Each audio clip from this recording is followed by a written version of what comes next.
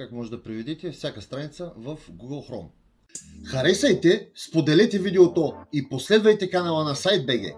Приятели, днес ще ви покажа как може да приведете всяка страница в Google Chrome или всеки резултат от търсене.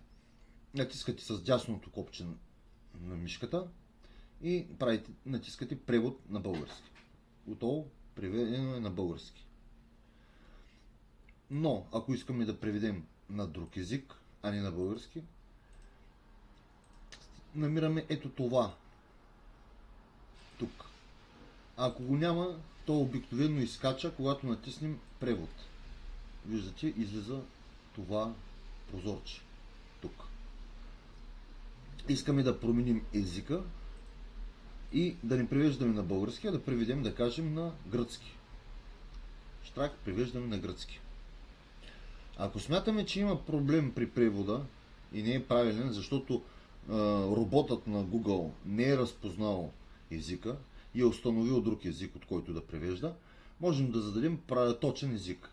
Да променим установения език, чрез отново натискаме върху трите точки. Страницата не е на установен език и променяме от установен език, да кажем, на английски, защото знаем, че страницата е на английски.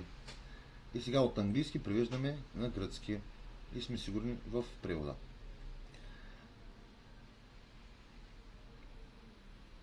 Почти сигурни в превода, колкото е възможно. Това беше, приятели, днешния урок, най-лесният превод на всяка страница в Google Chrome. Благодаря ви за гледането. Ако желаете, харесайте, споделете или коментирайте видеото. Това ще ми помогне да правя нови видеа. Благодаря ви. Харесайте, споделете видеото и последвайте канала на SiteBG. SiteBG – изработка на уебсайтове, онлайн магазини, SEO оптимизация и шема на Google. SiteBG е вашият партньор за онлайн успех.